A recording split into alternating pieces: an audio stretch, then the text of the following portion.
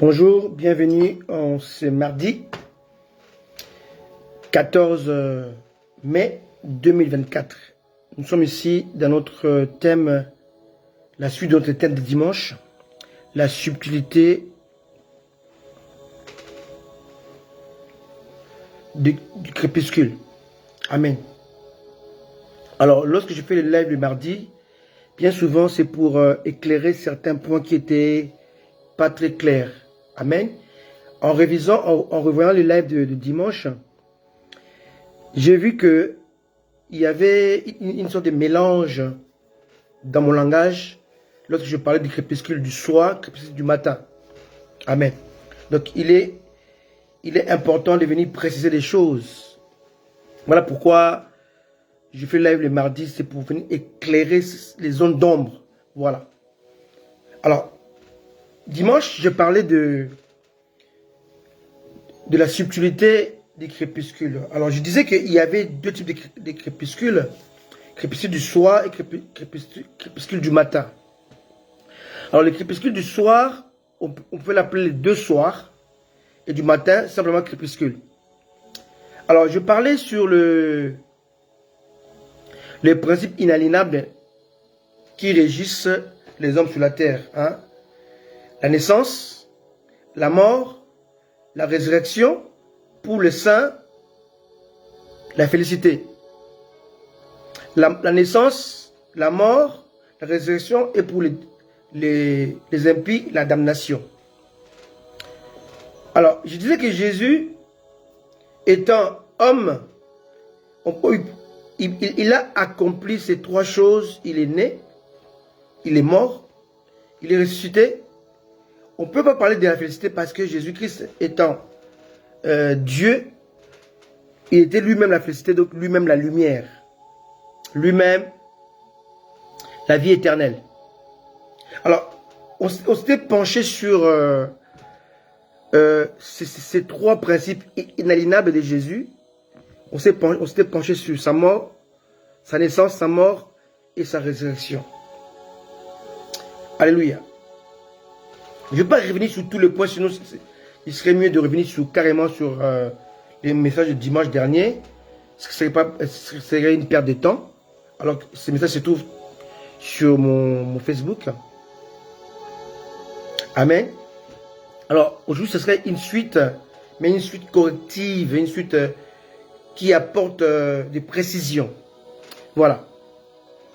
Alors, c'est important de revenir sur la naissance de Jésus. Alléluia. Selon Luc 2, 8 à 12. On a vu que Jésus est né pendant que le berger était en train de paître. C'était au crépuscule du matin. Alléluia. On a aussi vu que Jésus est mort à 15 heures. Dans d'autres versions, il est dit à la 9e heure. Jésus était crucifié à la 6e heure, à la 3e heure. Il est resté à la croix de la 3e heure à la 9e heure. De la 6e heure à la 9e heure, il y a eu sur toute la terre l'obscurité, d'autres disent les ténèbres. Amen. Alors, dans notre langage d'aujourd'hui, Jésus était crucifié à 9 heures du matin jusqu'à midi. À midi, la terre était couverte de noir, de l'obscurité. D'autres disent ténèbres parce que les forces du mal sont mis en action. Et aujourd'hui, je vais en parler vraiment en long et en large. Donc, de 12h à 15h, il y a eu l'obscurité ou les ténèbres, si vous voulez, sur toute la terre. Et là, à 15h, Jésus est mort. Alors, Jésus-Christ est venu comme l'agneau de Dieu, selon Jean-Baptiste. Voici l'agneau de Dieu qui ôte le péché du monde. Alléluia. Donc, il était l'agneau pascal, l'agneau qui ôte le péché, l'agneau qui change de destinée, qui change la vie des hommes.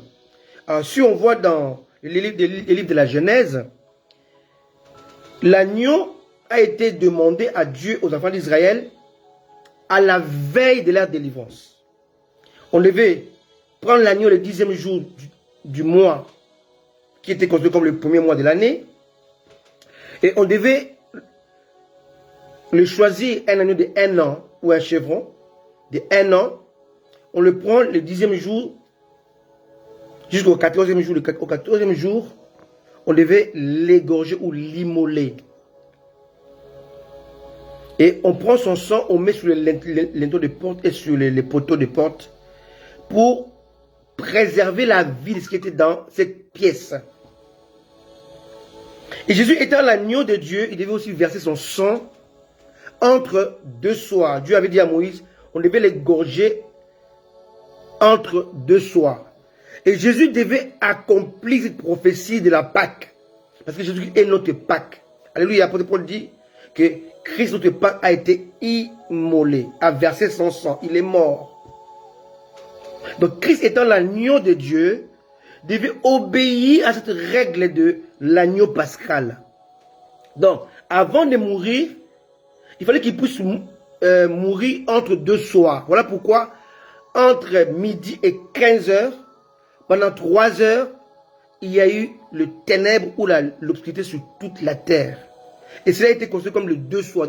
Ça veut dire qu'il ne peut pas mourir lorsqu'il fait jour, lorsque le soleil brille, selon ce que Moïse avait reçu comme ordre de Dieu. Non, Jésus-Christ est mort entre 2 soirs. D'accord? C'est le crépuscule du soir. Jésus est revenu à la vie au crépuscule du matin. Donc, pour résumer le message du dimanche, Jésus est né au crépuscule du matin, parce que les bergers étaient en train de paître. En fait, il faut comprendre l'histoire de la Bible. Hein. Les Juifs, les enfants d'Israël, ils paissaient le brebis la nuit. C'était le cas pour David, on va le voir aujourd'hui. David, il allait paître les troupeaux de son père, Jessé ou Isaïe, la nuit. Voilà pourquoi il parle que la nuit, lorsque l'ours venait ou le lion venait, il rattrapait et il les tuait. Et si nous lisons la parole de Dieu, on va voir que la nuit symbolise les ténèbres. Hein, si nous lisons dans le livre de la Genèse, chapitre 1, verset 5, Dieu appela la lumière jour. Il appela les ténèbres nuit. Alors, lorsque Dieu créait, au début de notre civilisation, avant de créer Adam, il créait d'abord les choses. Et avant de créer, à la fin de chaque jour, il disait il y avait un soir et un matin. On voit sur verset 5 de Genèse chapitre 1. Ainsi, il y eut un soir et il y eut un matin. Ce fut le premier jour. On va le voir, il va le répéter au verset 8. Il y eut un soir et il y eut un matin. Ce fut le deuxième jour. Il va le répéter au verset 13. Il y eut un soir et il y eut un matin. Ce fut le troisième jour. Après, il va le poursuivre. Hein? Au verset 19, il y eut un soir et il y eut un matin. Ce fut le quatrième jour. Verset 23. Genèse 1, il y eut un soir et il y eut un matin. Ce fut le cinquième jour. Alléluia. Ainsi de suite. Et l'homme va être créé le 6e jour. Alléluia. Au verset 31. Il y eut un soir et il y eut un matin. Ce fut le 6e jour. Alléluia. Et le 7e jour, il se reposa. Alléluia. Donc on voit que les chrétiens doivent comprendre ce qu'on appelle les terminologies bibliques.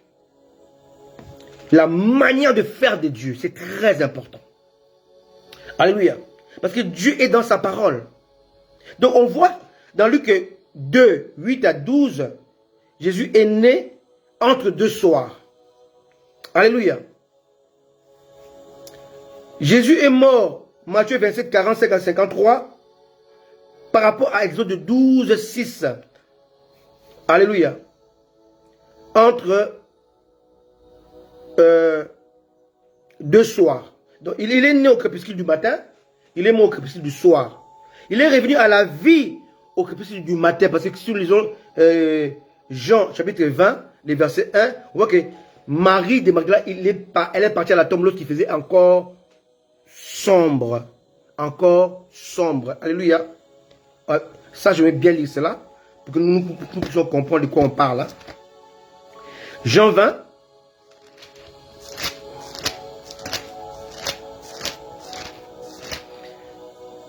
Proverbe 16 nous dit que Dieu ne fait jamais rien pour rien. Il fait tout pour un but. Donc si l'on voit ces répétitions des mots, ça veut dire qu'il y a un but. Alléluia. Jean 20, verset 1, nous dit quoi? On dit quoi? Le premier jour de la semaine, donc le dimanche, Marie de Magdala s'est rendue au sépulcre dès le matin, comme il faisait encore obscur. Donc quand on parle de crépuscule, on parle d'un temps intermédiaire. On est dans la journée, mais il fait noir. On est dans la matinée, mais il fait nuit. Donc ici, Dieu parle, hein, la lumière et le jour, les ténèbres et la nuit. Mais quand il crée, il ne parle pas des jours, il ne parle pas de la nuit. Il parle il parle pas de la lumière, il parle pas des ténèbres, il parle du soir et du matin. Le soir précède la nuit. Et le matin précède la journée. Maintenant, il faut comprendre, hein, il faut nuancer le soir et le matin. Alors, revenons maintenant au commencement de la parole de Dieu. Genèse chapitre 1, verset 1. Au commencement, Dieu créa le ciel et la terre. Le ciel et la terre. Alors ici, Dieu a créé les cieux et la terre parfaits. Et dans cette création, Genèse 1, verset 1, il n'y a ni soleil, ni lune, ni étoile. Si nous tournons nos pages hein, dans la Bible, toujours, chapitre 1 de la Genèse, verset 14, hein, Dieu dit qu'il ait des luminaires dans l'étendue du ciel pour séparer les jours d'avec la nuit. Là, on revient encore, jour, symbolise lumière, nuit symbolise ténèbres.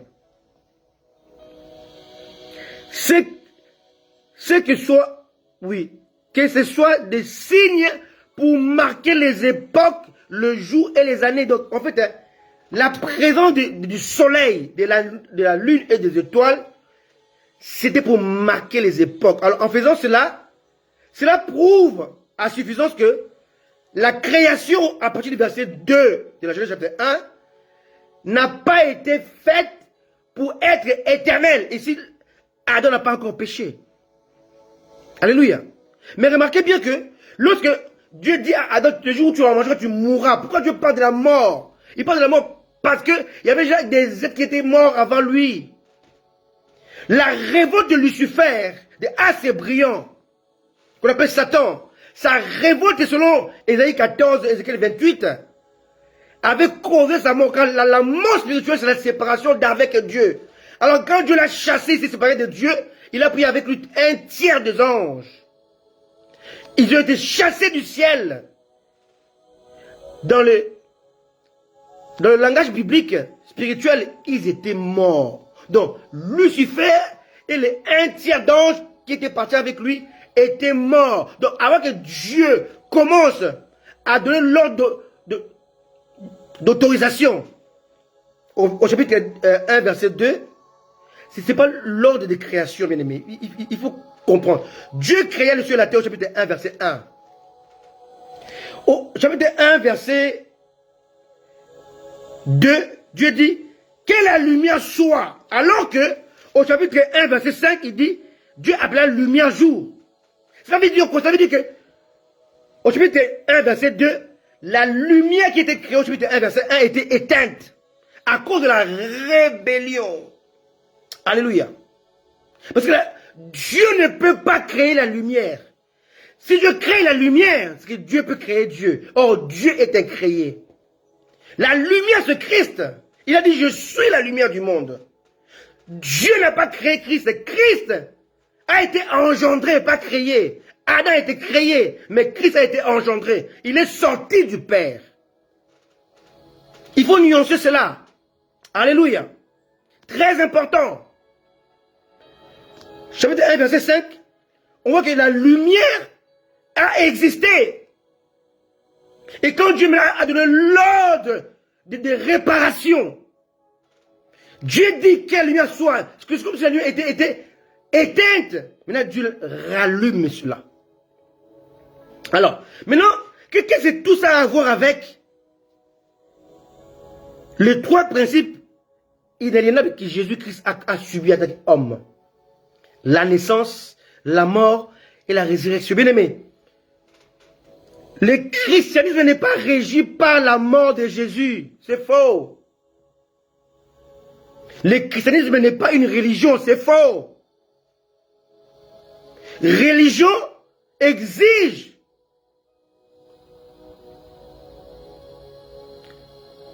les lois, les sacrifices. Religion exige l'obéissance à certains principes.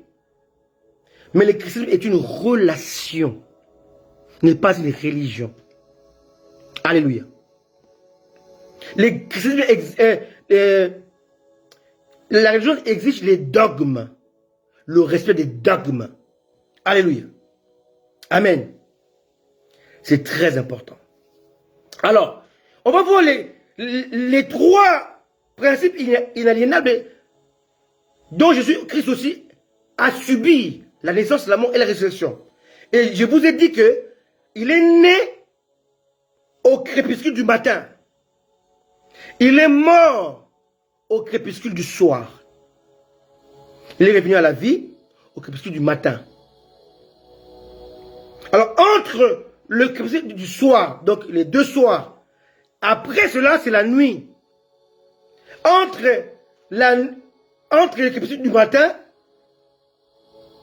et le jour, il y a la nuit. Donc la nuit symbolise le règne des ténèbres. Lisons la parole de Dieu. Jésus-Christ en a parlé dans le livre de Jean, chapitre 9. Alléluia.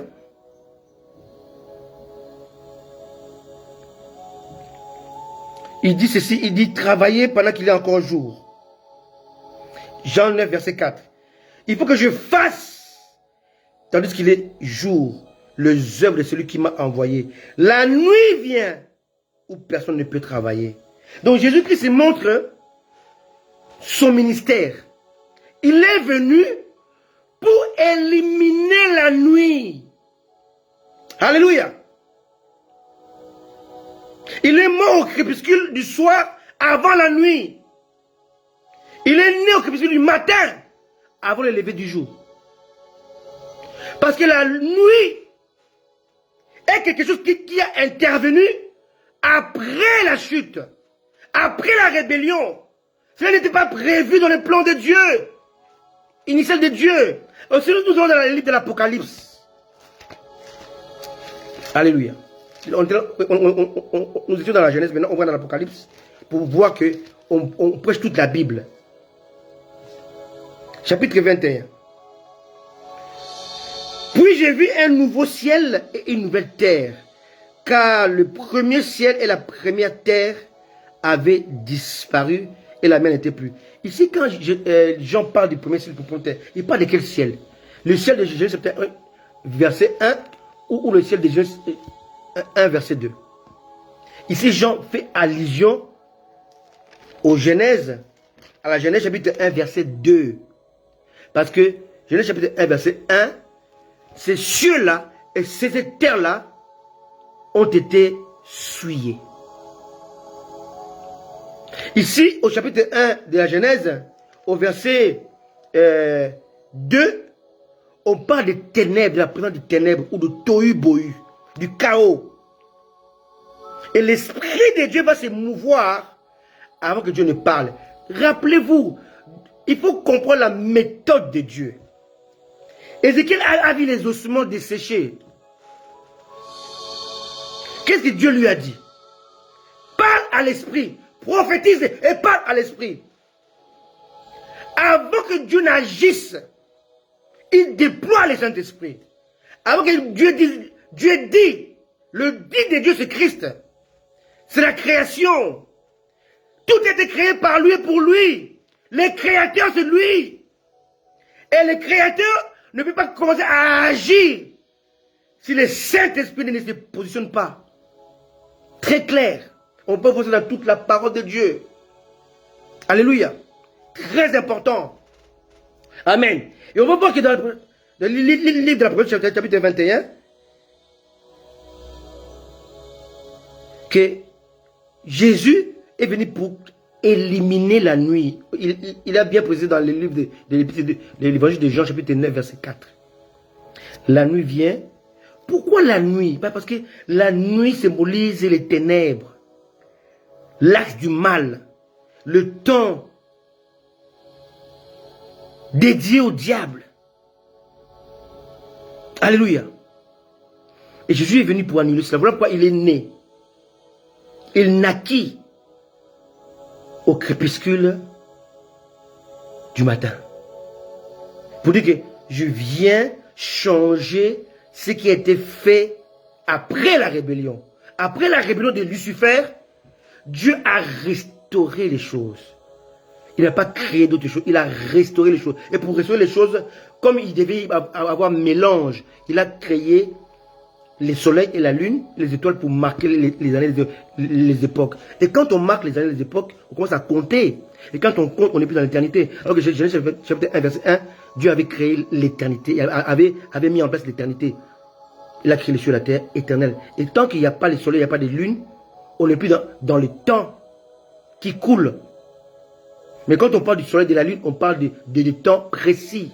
On parle des époques précises. On parle des saisons précises. Alléluia. Et là, nous ne sommes plus dans l'éternité. Alléluia. Maintenant, là, on voit que maintenant, nous retournons dans l'éternité. Chapitre 21 de l'Apocalypse. Alléluia. Verset 23. La vie n'a besoin ni du soleil, ni de la lune pour l'éclairer, car la gloire de Dieu l'éclaire et l'agneau de Dieu est son flambeau. Au verset 22, je ne vis point de temple dans la ville, car le Seigneur Dieu Tout-Puissant est son temple ainsi que l'agneau. Alors, tout ça, ça doit nous éclairer par rapport à la mission de Jésus-Christ sur la terre.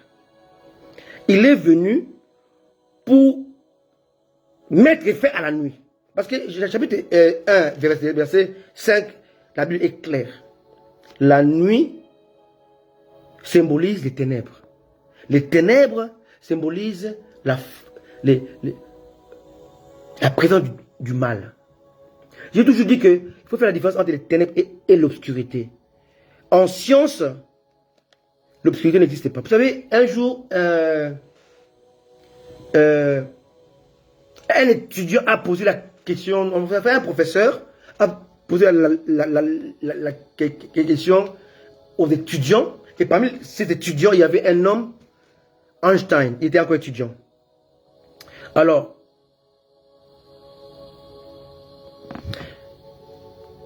il dit de calculer la vitesse de la lumière. On sait les calculer à cette question, nous avons des formules pour cela. Et la vitesse de l'obscurité. Einstein a dit à ses professeurs, il dit, monsieur le professeur, l'obscurité n'existait pas. Le professeur était surpris. Il dit, s'il y a la lumière, il y a aussi l'obscurité. Il dit, non, non monsieur. L'obscurité est l'absence de la lumière. De même, le froid n'existait pas. Le froid est l'absence de la chaleur. Alléluia. Donc on a deux choses. On a soit la lumière, soit le ténèbre. Le ténèbre, c'est la force du mal. Et la lumière, c'est la présence de Dieu. Jésus a dit, je suis la lumière du monde. D'ailleurs, lorsque Dieu a dit à Moïse de construire le tabernacle, il a dit à Moïse, dans le troisième compartiment, le lieu très saint doit être plongé dans le noir, dans l'obscurité. Salomon est parti encore plus loin. Dieu lui a dit, au troisième niveau, donc les lieux très saints doivent être plongés dans le noir. Je crois que c'est un roi, il le dit, hein, parce que Oui, je crois. Un roi les dit clairement. Et Salomon s'est exclamé en fait. Hein. Il était surpris. Il dit, mais comment est-ce que Dieu veut habiter dans l'obscurité? Alléluia. Je peux vous lire ça. Alléluia. Je crois que c'est 1 roi 8, 12. Hein, si ma mémoire elle est bonne. Voilà. 1 roi 8, 12. Alors Salomon dit, l'Éternel veut habiter dans l'obscurité. L'obscurité, ce n'est pas le diable. L'obscurité, c'est Dieu. Dieu était dans les temples, mais là où il y avait sa présence, c'était l'obscurité. Pourquoi? Pour que l'homme ne puisse pas dépendre de ses mains, de ses yeux. On ne doit pas voir avec les yeux physiques, on doit voir avec les yeux du cœur. Alléluia. On ne doit pas toucher avec les yeux, les mains physiques, on doit toucher avec les mains de la foi. La foi symbolise des mains qui nous permettent de saisir ce qui vient de Dieu. Alléluia. La foi sont les deux mains qui aident les chrétiens, les convertis, les sanctifiés à prendre ou à recevoir ce qui vient du spirituel. Parce qu'avec les deux mains, tu ne peux pas recevoir du spirituel. Le spirituel, tu as besoin d'avoir les mains de la foi. Tu as besoin de voir les yeux de la foi. Voilà pourquoi la foi, c'est voir. C'est croire sans voir. Donc il faut avoir les yeux qui croient, qui acceptent ce que Dieu a dit avant de le voir avec les yeux charnels, les yeux spirituels. Donc en fait, l'acte de Jésus même symbolise ce pourquoi il est venu sur la terre. Éliminer la nuit, mettre fin aux ténèbres, mettre fin au règne des ténèbres. Je disais tout à l'heure que le christianisme n'est pas régi par la mort de Jésus-Christ, c'est faux, ni par sa naissance, non. Jésus serait venu, il serait mort. Mais s'il ne ressuscitait pas, notre foi serait vaine. L'apôtre Paul dit 1 Corinthiens 15, si Christ n'était pas ressuscité, notre foi serait vaine. Donc notre foi est basée sur la résurrection de Jésus-Christ. Alléluia. Alléluia. Donc Jésus-Christ devait naître parce que la prophétie l'avait annoncé. Devait mourir pour activer la rédemption. Et devait ressusciter pour garantir ou baliser notre foi. Très important. Donc, les trois phases, les trois principes inaliénables de Jésus-Christ sur la terre garantissent la vie éternelle. Ouvre la porte à la félicité. Très important.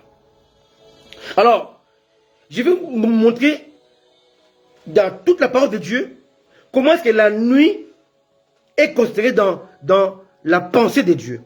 Alors, si nous allons dans le livre de Exode, on va voir que Dieu a permis aux enfants d'Israël, au travers de Joseph, d'habiter en Égypte. Ils n'ont pas habité en Égypte n'importe où. Ils ont été dans le pays de Goshen. Goshen était un lieu stratégique. Parce que c'est le lieu qui était à proximité, qui était à la basse Égypte. Parce que si vous prenez la carte, le haut c'est la basse Égypte et le bas c'est la haute Égypte. Donc l'Égypte était scindée en deux. Le haut, c'est le bas dans la carte. Sur la carte. Alors ils étaient à Goshen. Si vous voyez la carte derrière vos Bibles, vous voyez que Goshen est écrit en majuscule. C'était là où il y avait la richesse de l'Égypte. Là où on paissait, là où il y avait de brebis. Ici, vous voyez, ce n'était pas un lieu par hasard. C'est Pharaon qui a dit à Joseph de mettre son peuple, là-bas, ils étaient 70. Ils sont sortis, plus de 600 000 hommes de pied, sans compter les enfants. Et si on voit bien, ils sont à 70, ils sont les 700 000, sans compter les ramassis. Avec les ramassis, c'était au moins dans les 1 million. Alléluia. Mais l'Égypte symbolise l'esclavage, symbolise le monde dans lequel l'homme est devenu esclave du péché, esclave de Satan, esclave de la vie. Mais on voit que le changement va s'opérer la nuit. La nuit symbolise les ténèbres. La nuit symbolise le diable. Les sorciers vont envoûter la nuit. Mais ils vont rentrer dans leur corps avant le crépuscule, avant le chant du coq. Le coq chante 3 fois la nuit. Enfin la nuit, au crépuscule. Selon certains scientifiques, le coq peut chanter à partir de 4 heures du matin. 4 heures du matin, c'est le début du crépuscule matinal. C'est là où quand le coq chante à 4 heures du matin, tous les sorciers, les satanistes qui sont sortis la nuit, ils sont avertis. Parce que Dieu les a limités. Bien aimé, Satan n'est pas fort. Si Satan était fort, il pouvait prolonger la nuit. Mais comme il ne peut pas prolonger la nuit, il n'est pas fort. Il obéit au temps marqué par Dieu. Alléluia. Alléluia. Alléluia. Donc, Dieu, quand ils sont sortis, la Pâque a été célébrée la nuit. Entre 2 soirs. Alléluia. L'ange de la mort est passé la nuit pour tuer les premiers-nés égyptiens. Maintenant, quand ils sont sortis, l'ange de Dieu marchait devant eux par une colonne de feu pour les guider dans leur chemin la nuit. Colonne de feu éclairait la nuit. Pardon, colonne de nuée éclairait la nuit et colonne de feu éclairait le jour. Alléluia. Selon les livres d'Exode chapitre 13 verset 21 à 22. Alléluia. Et on va voir que la délivrance des enfants d'Israël a commencé la nuit. Ils sont sortis après la Pâque. Mais ils ont marché et Dieu a dit, je ne vais pas les amener vers le chemin court. Mais je vais les faire un détour. Et pendant les détours, là, les Pharaon et l'Égypte, ils ont dit, mais ils sont perdus. On va les poursuivre. Et Dieu savait que si il les poursuivait, les peuples allaient se décourager, allaient retourner en Égypte. Il les a fait passer par la mer Rouge. Parce que personne ne peut traverser la mer à la nage. Il y a les monstres marins. Le requin. Alléluia. Donc il fallait une délivrance définitive. Alléluia. C'est très important. Alors, on lit chapitre 14 du livre de la Genèse. Verset 19. L'ange de Dieu qui allait devant le camp d'Israël partit et alla en arrière. Ça, c'est la stratégie de délivrance de Dieu. Donc, Dieu qui les guidait, il va passer derrière, il va se positionner entre les 2 camps. Alléluia. Et la colonne de nuée qui les précédait, partie, c'était derrière eux. Elle se plaça entre les 2 camps des Égyptiens et les camps d'Israël. Cette nuée était ténébreuse. Ténébreuse, hein? Ténébreuse d'un côté et de l'autre, elle éclairait la nuit. Les 2 camps n'approchèrent point l'un et l'autre pendant toute la nuit. Toute la nuit. 21. Moïse étendit sa main sur la mer et l'Éternel refoula la mer par un vent d'Orient qui souffla avec impétuosité toute la nuit. Bien aimé, c'est pas comme ce que vous voyez dans le film, hein? Moïse étend la main et puis la mer s'est séparée. Non, la mer s'est séparée toute la nuit. La nuit, c'est là où Dieu combat pour nous. Alléluia. On va voir ça dans toute la parole de Dieu. Je vais vous donner les versets. Alléluia. Et ici, on dit vent d'Orient. Le vent d'Orient veut dire vent chaud. Bien aimé, dans le désert, la nuit, il fait froid. La journée, il peut faire 50 degrés, mais la nuit, le vent est froid. Et quand on dit le vent d'Orient, le vent chaud, ce n'était pas le vent ordinaire. C'était le Saint-Esprit. Alléluia. Il faut essayer de comprendre le langage biblique. Ça, c'est le 1, comment Dieu intervient pendant la nuit. Vous allez voir que tous les changements de la Bible ont eu lieu la nuit. Dieu a imposé les changements la nuit. Pourquoi? Parce que dans ce monde, hein, tout ce qui est destruction, c'est fait la nuit. Beaucoup qui me suivent ici ne connaissent pas la guerre de 14-18, ni encore de 40-45. Mais on a vécu la guerre de 91, la guerre du Golfe. Dans la guerre du Golfe, hein, il y a eu l'attaque des Alliés menée par le général Norman Schwarzkopf, général américain 4 étoiles. On appelle ça Desert Storm, ou bien tempête du désert. Ils ont attaqué l'Irak la nuit. Alléluia. Alléluia. La récente guerre qui a éclaté ici en Russie contre l'Ukraine, la Russie a déclenché la guerre la nuit. La nuit, c'est le temps du mal. C'est le temps où Satan veut détruire. C'est le temps où les démons veulent détruire. Et Dieu aussi opère la nuit. Alléluia. Alléluia. On va voir que après la traversée, lorsque Dieu voulait préparer maintenant la royauté, royaume théocratique, il devait préparer David. Mais avant David, il fallait qu'il ait son père. Alléluia. Et David appelle Ruth, son arrière-grand-mère.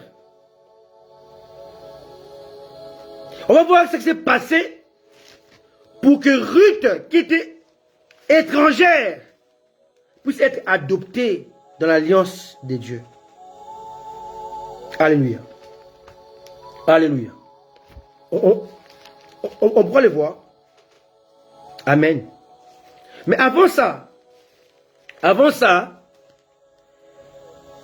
Dieu a vu comment Madian dominait Israël. Et Dieu a vu Gédéon. Il a établi. Dieu a commencé à agir avec Gédéon la nuit. Juge chapitre 6, verset 25. Dans la même nuit, l'Éternel dit à Gédéon, prends le jeune taureau de ton père. Alléluia. Et un second taureau.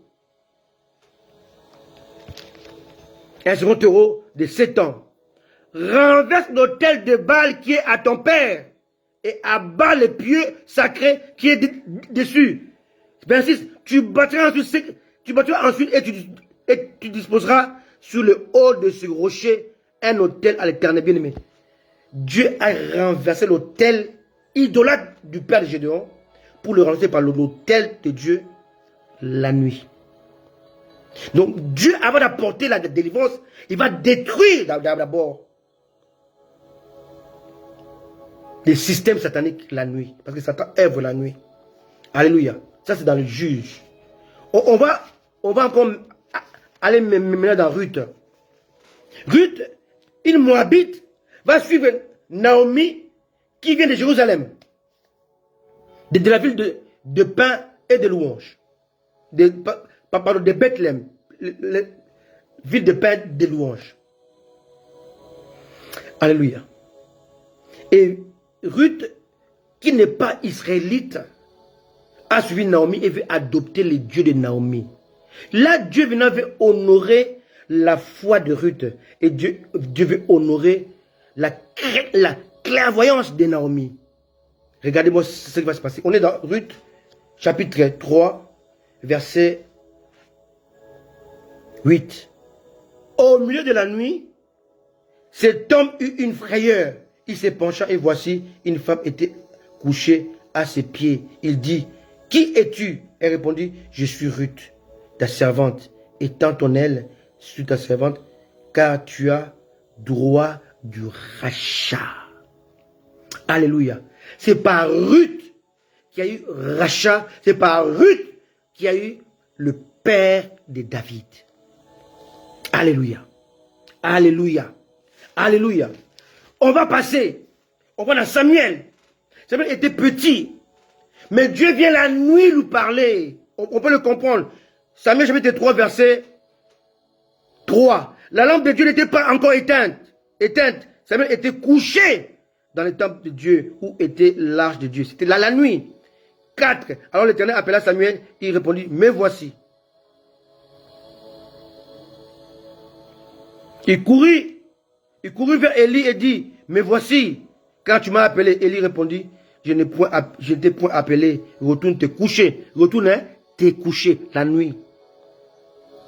Et il alla se coucher. L'Éternel appela de nouveau Samuel. Samuel se leva et va vers Élie. Et Élie dit, et il dit, me voici. Quand tu m'as appelé, Élie répondit, je ne t'ai point appelé, mon fils, retourne te coucher. Samuel ne connaissait pas encore l'Éternel, et la parole de l'Éternel ne lui avait pas été encore révélée. L'Éternel appela de nouveau Samuel pour la 3e fois, et Samuel se leva, alla vers Élie et dit, me voici car tu m'as appelé. Élie comprit que c'était l'Éternel qui appelait l'enfant. Et Élie lui dit à Samuel, va, couche-toi. Si l'on t'appelle, tu diras, parle Éternel, car ton serviteur écoute. Et Samuel alla se coucher à sa place. L'Éternel vint et se poste. Et l'Éternel vint et se présenta. Et il appela comme les autres fois. Samuel, Samuel, Samuel.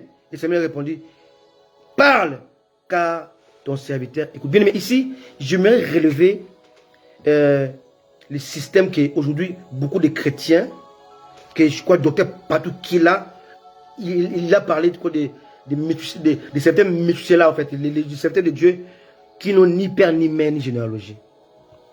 Des Melchisedec. Qui ne croient pas à l'apport des anciens. Bien aimé, Jésus avait besoin de Jean-Baptiste pour le présenter. Alléluia. Alléluia. Josué avait besoin d'Élie. Élisée avait besoin. Josué avait besoin de Moïse. Élisée avait besoin d'Élie. C'est très important. Samuel était appelé par Dieu, mais Samuel n'avait pas comment on dit ça, le code de verrouillage. Le code du déverrouillage. Tu peux faire 20 ans dans le ministère. Mais si tu n'as pas quelqu'un qui a le code pour t'amener à comprendre Dieu, tu vas tourner en rond. Samuel allait voir Élie. Élie a dit non. Il y a une manière de faire. Il y a une manière de faire par rapport à l'appel. Alléluia. Beaucoup de serviteurs de Dieu aujourd'hui sont en train de succomber dans l'adultère, la fornication, dans l'argent, parce qu'ils n'ont pas compris comment les choses de Dieu fonctionnent. On doit apprendre. Alléluia. Par les plus anciens, par les pères. Alléluia. Samuel était appelé par Dieu. Dieu était prêt à rejeter Élie. Mais Élie était là pour former Samuel. Il ne faut pas négliger les pères, les anciens. C'est très important. Dieu aurait appelé Samuel 100 fois. Il aurait allé voir Élie et Dieu pouvait parler. Il y a une manière de répondre à Dieu. Alléluia. Et ça, on doit l'apprendre.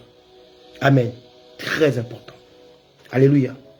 Nous avançons. Toujours la nuit. Dieu veut enlever Saül à cause de sa désobéissance. Il veut mettre David. Il va envoyer Samuel chez David. Et Samuel va aller sous forme de sacrifice à l'Éternel. Comme Dieu lui avait dit dans 1 Samuel chapitre 16. Et il va passer en revue tous les enfants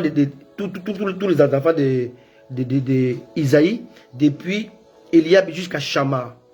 Les 7 enfants de Jessé ou d'Isaïe. Et Dieu a dit, j'ai choisi aucun d'entre eux. Samuel a dit à Isaïe, est-ce que tu n'as que ça comme enfant? Il dit non, j'ai un 8e enfant. C'est le dernier de la famille. Il n'est pas là, il est parti paître les troupeaux. Comme je vous ai dit, on paie les troupeaux. Par exemple, Israël choisissait de paître les troupeaux souvent la nuit parce que le temps est frais. Amen. Et l'herbe est gras. Aussi. Mais il devait surveiller les brebis parce qu'il y avait des loups, il y avait des animaux sauvages. Donc on devait les surveiller. On peut le voir encore dans Matthieu. Quand Jésus-Christ est né, les bergers étaient là en train de paître la nuit, en train de surveiller la nuit. Donc la nuit était un bon moment pour les brebis parce qu'ils étaient dans la fraîcheur, pas dans la chaleur accablante. Hein? Donc si on parle de ça, et Samuel a dit qu'on ne va pas manger, on ne passera pas à table si David n'est pas là. Donc on voit ici que David aussi était l'image de l'autorité divine du royaume théocratique. Il a été établi aussi la nuit. Alléluia. Donc Jésus, en somme toute, Jésus est venu détruire l'œuvre de la nuit de Satan. Voilà pourquoi, de par sa naissance, de par sa mort et de par sa résurrection, il va s'attaquer à la nuit. Alléluia.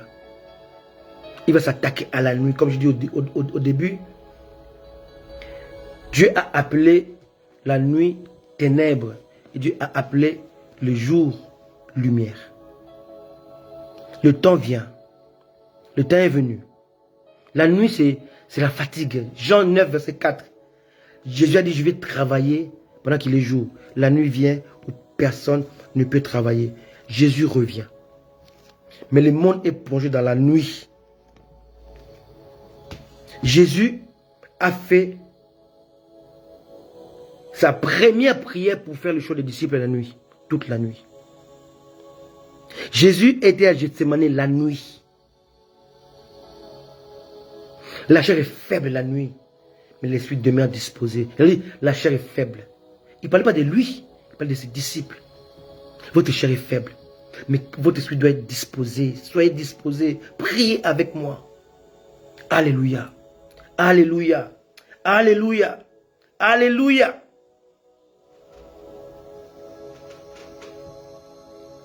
Les 4 principes inaliénables de l'homme, la naissance, la mort, la résurrection et la félicité. La damnation est un choix du refus. Quand tu refuses de saisir la main tendue de Dieu pour le salut, Christ, tu vas aller en damnation. Alléluia. C'est très important de comprendre ces choses. Jésus revient bientôt, bien-aimé. Il est temps de comprendre ces messages. La subtilité du crépuscule.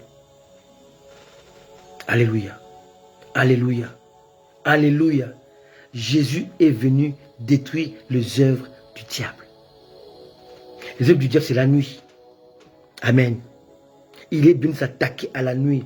Voilà pourquoi il y a des symbolismes cachés de par sa naissance, de par sa mort et de par sa résurrection. Alléluia. Il est venu lorsque on est dans un temps intermédiaire entre le soir et la nuit, entre la nuit et le jour. Il est né dans le crépuscule du soir. Il est mort dans le crépuscule du soir. Il est né dans le crépuscule du matin, pardon. Il est mort dans le crépuscule du matin. Il est mort dans le crépuscule du soir. Il est revenu à la vie dans le crépuscule du matin. Alléluia. Pour dire que les choses changent. Alléluia. Désormais, on va rentrer dans une ère où la nuit va disparaître. Alléluia. Et je vais finir avec cela dans le livre de l'Apocalypse. Alléluia. C'est pourquoi Jésus est venu sur la terre. Sa mission était d'effacer la nuit. Était d'anéantir les œuvres de la nuit. Alléluia. Et ça, je vais finir avec ça. Ce sont des choses tellement puissantes. Oh mon Dieu. J'espère que là où vous êtes bénis. Alléluia. Gloire à Dieu. Gloire au Seigneur. Alors, chapitre 20. Chapitre 20. Non. Commençons par le chapitre 21. La Bible dit au verset 22. Je ne vis point de temple dans la ville, car le Seigneur Dieu Tout-Puissant est son temple ainsi que l'agneau. Remarquez bien, bien-aimés, il s'est passé des choses avant l'arrivée de Jésus. Avant l'arrivée de Jésus, c'était des prophètes, c'était des juges. Il fallait passer par eux pour atteindre Dieu. Et dans les tabernacles, Dieu a dit à Moïse de construire le tabernacle. Et il y avait trois compartiments. Le parvis, le lieu saint, le lieu très saint. Le parvis était éclairé par le soleil. Le lieu saint était éclairé par les chandeliers.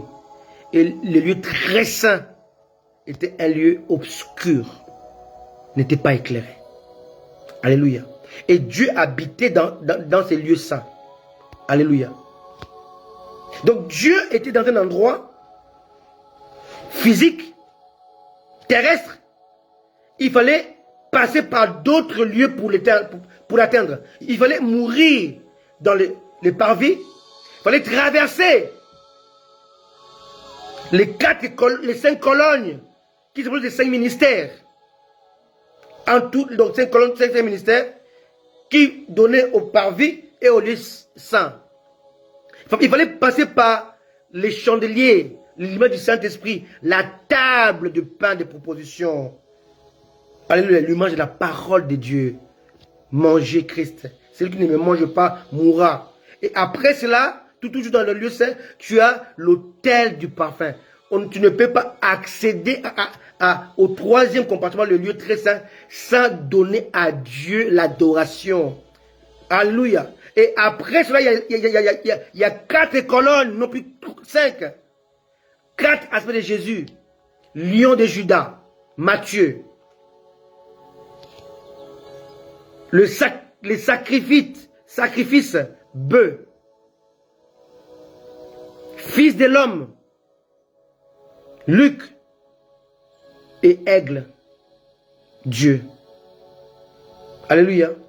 Jésus était lion de Juda, il était le sacrifice, il était l'homme parfait, il était l'aigle royal. 4 colonnes, 4 aspects de Jésus. Et maintenant, là, tu rentres maintenant dans un lieu très saint. Alléluia. C'était ça, les plans de Dieu. Maintenant, après cela, il y a eu la tente de David. Cet homme a préparé. Maintenant, Dieu était dans un lieu qui se déplaçait, mobile. Alléluia. Maintenant, il devait aller dans un lieu fixe, le temple, sédentaire. Et dans le temple, pareil. Ça, Salomon l'a dit dans 1 Roi 8, 12. Hein? Clairement. 1 Roi 8, 12, hein, j'ai lu tout à l'heure. L'Éternel veut habiter dans l'obscurité. Amen. Donc Jésus, Dieu a choisi des lieux physiques dont l'homme devait le consulter. Mais remarquez que dans les livres d'Exode, c'était un tabernacle mobile qui se déplaçait dans le désert. Et pour y aller, il fallait être sûr, donc les peuples étaient exclus. Pareil, dans les temples, les peuples étaient aussi exclus. Dans la tente de l'assignation, aussi, la tente de David aussi, les peuples étaient exclus. Maintenant, dans la nouvelle ère, selon après Christ, hein, Jésus a quitté les tabernacles, a quitté les temples, a quitté la tente. Maintenant, a fait de nous son sanctuaire. Le Saint-Esprit est venu en nous le jour de la Pentecôte pour changer le système. Alléluia. Or, le système ne pouvait pas changer si qu'ils n'étaient pas morts, n'étaient pas ressuscités. Depuis la Pentecôte jusqu'à aujourd'hui, le temple, ce n'est plus le tabernacle, ce n'est plus la tente de David, ce n'est plus le temple de Salomon, c'est toi qui m'écoutes. Donc il a quitté une plateforme mobile, sédentaire, il est rentré maintenant en nous. Mais dans la fin de temps, les temples, c'est lui-même. C'est maintenant nous qui allons maintenant entrer en lui. Voilà pourquoi il dit, si quelqu'un est en Christ. Alléluia. Et on dit ici, Christ en nous. Christ en nous, c'est actuellement. C'est le système humain, saint, devient temple de Dieu. Mais la Bible dit dans le livre de l'Apocalypse, chapitre 21, verset 22, je n'ai point vu de temple dans le ciel. Alors, quand vous lisez chapitre 11, verset 19, c'est différent. Et le temple de Dieu dans le ciel fut ouvert. Chapitre 22, verset 21, verset 22. Je n'ai point vu de temple. Bien aimé. Nous devons comprendre le langage de Dieu. Il n'y a pas de temple au chapitre 11 de l'Apocalypse. Non, il y a le temple qui est ouvert au chapitre 11 de l'Apocalypse. Au chapitre 21, le temple n'existe plus. Il faut marcher d'une manière séquentielle par rapport à la révélation reçue. À la tournure des choses. Alléluia. Il y avait le tabernacle, et la tente, et le temple. Maintenant, le temple a disparu, a été détruit, et il n'y a pas d'autre temple à la place. Maintenant, le temple, c'est toi et moi. C'est toi qui crois en Dieu, toi qui as le Saint-Esprit. Mais le temps viendra après l'enlèvement. Le temple, ce ne sera pas en toi, mais le temple, ce sera Christ lui-même. Alléluia. Alléluia. Pourquoi ces changements? Parce que la nuit n'existe plus. Alléluia. La nuit n'existera plus. Voilà la subtilité du crépuscule. Parce que derrière cela, Dieu avait un plan divin, pour que l'homme change de système, change de conception, change d'étape, change de dimension. Alléluia. C'est très important. Alors, j'ai parlé dimanche dernier de deux résurrections qu'on appelle la première résurrection. La résurrection de 1 Thessaloniciens 4, verset 16, 17, et la résurrection de chapitre 20 de l'Apocalypse 4 à 5. Alors, laissez-moi vous expliquer ça avant de conclure. Alors, lorsque il y aura l'enlèvement, les Paul, les Pierre, les Jean, les Moïse, les Abraham, actuellement ils sont pas au ciel. D'ailleurs, Jésus a dit, personne n'est monté au ciel, c'est le Fils qui est descendu. Alléluia. Donc au ciel, il n'y a personne. Le troisième ciel n'est pas le royaume de Dieu. C'est un lieu de repos que Dieu a placé au troisième ciel. On peut le voir dans la parabole du pauvre Lazare. Et les justes qui meurent après Jésus-Christ, après la croix, vont au paradis. Les anges viennent les prendre, ils les amènent au paradis, lieu du repos. Mais ce n'est pas le royaume de Dieu. Personne ne va dévancer personne dans le royaume de Dieu. Abraham, Isaac, Jacob, Moïse, Pierre, Jean ne nous ont pas dépassé dans le royaume de Dieu. Non, on ira tous ensemble au même moment. Alors, quand il y aura la trompette de Dieu, les Moïse, les Abraham, les Isaac, les Pierre, les Paul vont quitter le paradis, le troisième ciel, ou le sein d'Abraham. Ils vont descendre sur la terre, ils vont prendre leur corps devenu poussière. 1 Corinthiens 15 dit que il faut que ce corps soit revêtu de l'incorruptibilité, de corps de gloire, des corps qui ne peuvent jamais mourir. Alors, nous qui allons rester, si l'enlèvement est lieu demain, par exemple, demain mercredi, les Pierre, les Paul, les Jean, tous les saints vont descendre, ils vont être avertis avant nous. Ils vont être avertis avant nous. Donc, ils vont descendre sur la terre, ou dans la mer, hein, si ils étaient noyés, puis on n'a pas vu leur corps. Donc la mer a gardé leur corps. Ils vont descendre là où ils ont été enterrés, ou là où ils ont disparu. Sur la terre. Et maintenant, quand ils vont commencer à sortir, la trompette sonne. Et nous, on va sortir, on va monter au même moment. Ils vont sortir de la terre. Nous, on va être sur la terre, maintenant on va commencer à monter. La montée sera au même moment. Et ils vont aller. Et avec nous pendant 7 ans. Et ces 7 ans, ce sera les 7 ans de tribulation sur la terre. L'Église n'a pas été appelée à vivre la colère de Dieu. Amen. Et pendant ces 7 ans, il y aura au ciel 2 événements. Là, ils ne sont plus au paradis. Nous sommes plus au paradis, nous sommes maintenant dans le royaume des cieux. Premier événement, il y aura ce qu'on appelle les noces de l'agneau. Jésus l'a dit, je boirai encore avec vous au ciel. Donc les noces de l'agneau. Deuxièmement, il y aura ce qu'on appelle le tribunal du Christ. Le tribunal du Christ, ce n'est pas pour nous juger, c'est pour juger nos œuvres. Et là, on sera couronné. Et il y aura au ciel ces deux événements-là pendant 7 ans. Après cette année, nous sommes maintenant dans le livre d'Apocalypse 19. Jésus va revenir sur la terre, non pas par l'enlèvement, on ne le voit pas, il est dans les airs. On le voit par rapport au mariage d'Isaac. Isaac va attendre Rebecca. Alléluia. Il va envoyer les serviteurs prendre Rebecca. Et les serviteurs vont ramener Rebecca. Isaac l'attend dans la maison de sa mère. Sarah. Alléluia. Jésus va vous attendre aux portes du royaume des cieux. Maintenant, il va envoyer le Saint-Esprit. Et le Saint-Esprit est déjà il est là pour nous préparer. Il ressemble, il est l'image de ses serviteurs d'Abraham envoyé pour marier Rebecca pour Isaac. Exactement, le Saint-Esprit est envoyé pour préparer l'église qui va aller à la rencontre de l'époux, du Seigneur. Alléluia. Nous, on va le découvrir dans les airs. Il sera invisible à l'œil nu. Alors, après cela, on va revenir avec lui. Et quand on parle que quand Jésus-Christ revient, ce sera des chevaux blancs avec une armée. Ce ne sont pas les anges. Ce sera nous qui serons enlevés 7 ans auparavant. On va venir sur la terre. Et là, même maintenant, avant de régner avec lui pendant 1000 ans, après l'enlèvement, il y a Israël qui n'est pas enlevé, qui est resté pendant la grande tribulation. Israël maintenant va se réconcilier avec Christ.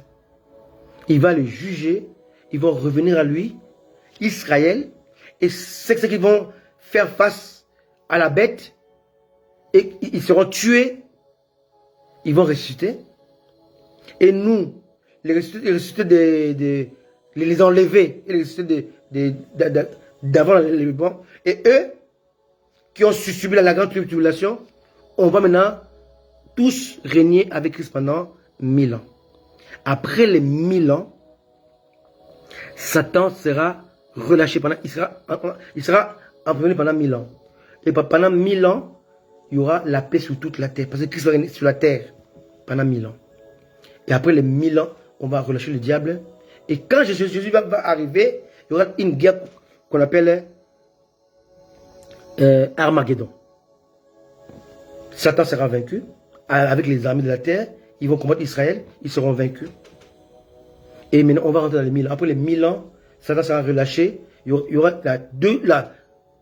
une deuxième guerre qu'on appelle Gog et Magog. Après cela, Satan sera capturé juste après l'Antichrist sera capturé en premier. Et Satan sera capturé et sera jeté en enfer. L'enfer actuellement est vide. Les premiers clients de l'enfer sont connus. C'est pas moi qui l'invente. C'est la Bible qui le dit. Mais arrêtez d'écouter les charlatans. Hein? J'ai vu une vision. J'ai vu aller moto au paradis ou Marie Moussa en enfer. C'est totalement faux. C'est anti-biblique. Alléluia. C'est anti-biblique. Alléluia. La Bible donne clairement ceux qui seront en enfer en premier. Après, chapitre 19, verset 20, dit ceci. Et la bête fut prise, et avec elle les faux prophètes qui avaient fait devant elle les prodiges par lesquels il avait séduit ceux qui avaient pris la marque de la bête et adoré son image. Ils furent tous les deux jetés vivants dans les temps de feu ardent et de souffle. Voilà les deux qui seront jetés en enfer avant même le diable. La bête et les faux prophètes. Si on tourne la page, chapitre 20, verset 10, le diable qui les séduisait fut jeté dans les temps de feu et de souffle, où sont la bête et les faux prophètes. Ils seront tourmentés jour et nuit au siècle des siècles. Donc là, on voit que Satan et ses démons seront jetés après la bête et les faux prophètes. Donc, les êtres humains ne vont être jetés qu'après eux. Bête, faux prophètes, Satan et ses démons. Après ça, chapitre toujours 20. Alléluia. Verset 14. Puis la mort et les démons furent jetés dans le séjour de mort. Dans le temps de feu. C'est la seconde mort, le temps de feu. Quiconque ne fut pas trouvé écrit dans le livre de vie fut jeté dans le temps de feu. Donc on voit l'enfer où les temps de feu va recevoir en premier la bête, donc l'antichrist, les faux prophètes. En troisième lieu, Satan. En quatrième lieu, la mort et les de mort. Et en cinquième lieu, les impies qui ont refusé la main tendue de Jésus. Donc si quelqu'un vous dit que j'ai fait un rêve, j'ai fait une vision, j'ai vu un tel en enfer, c'est totalement faux. Les hommes qui meurent sans Christ, ils vont dans le séjour des morts. C'est vrai que c'est aussi un lieu de tourment, mais ce n'est pas l'enfer. Alléluia. Alléluia. Les saints qui meurent aujourd'hui ne vont pas au ciel, ils vont au paradis. Le paradis est certes dans le troisième ciel, mais ce n'est pas le royaume de Dieu. Alléluia. C'est un lieu de repos. Je veux que les chrétiens puissent maîtriser ces choses-là. Et c'est très important pour ne pas croire n'importe quoi. Soyez bénis. Soyez conséquents avec Dieu. J'espère que vous avez été bénis pendant ces moments de partage de messages. La subtilité du crépuscule. On a vu que Jésus-Christ est né au crépuscule du matin. Il est mort au crépuscule du soir. Il est revenu à la vie au crépuscule du matin. Donc le matin a vaincu la nuit. Alléluia.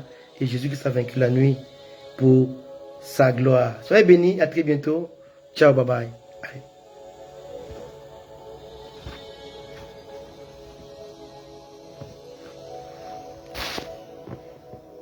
Alléluia. Soyez bénis.